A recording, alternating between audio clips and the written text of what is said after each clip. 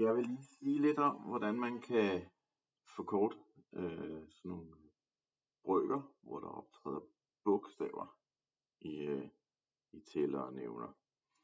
Og måske har I set en lærer gøre det ved tavlen med en brøk som den her, a gange b over a gange c, hvor læreren måske har bemærket, at der er et a i tælleren og et a i nævneren, så dem kunne han strege ud, og så fik han, at resultatet af det hele var b over c.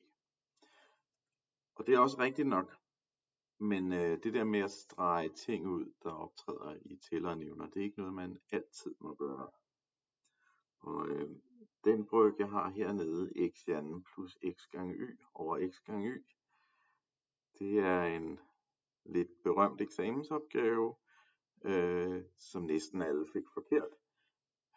Det år den blev stillet, fordi de havde vældig meget lyst til at sige, at det der x gange y, der står hernede i nævneren, det kunne de strege over, og så kunne de også strege det der x gange y i tælleren over, og så svarede de, at det hele endte med at give x i anden, og det var desværre meget forkert. Fordi det her var en situation, hvor man ikke bare må strege udtryk ud, der går igen i tæller og nævner. Og hvorfor er det så meget forkert?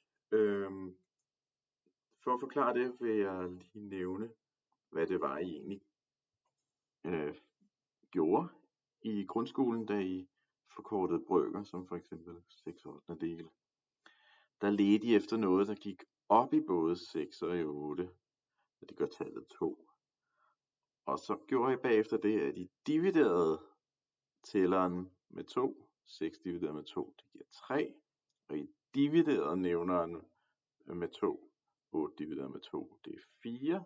Og så har I forkortet brøken 6/8 dele til 3/4.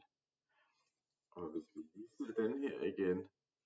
Hvis jeg fjernede x gange y op i tælleren, så ville det jo ikke være, at jeg har divideret med det. Så ville det mere være, at jeg har sagt minus x gange y. Og det er ikke sådan, man forkorter brøker. Jeg skal finde et eller andet, som jeg kan dividere tælleren og nævneren med. Og så kunne de skrive x i anden ud. X i anden betyder jo x gange x. Og så står der plus x gange y. Så står der divideret med x gange y. Og hvad går op i alt det her? Det gør x. Der er et x i alle ledene, så jeg kan dividere alle ledene med x. X gange x divideret med x, det vil give et enkelt x. X gange y divideret med x, det vil give et enkelt y. Og så gør det så også nede i nævneren. Så det her vil være den rigtige måde at forkorte sådan en brøk på.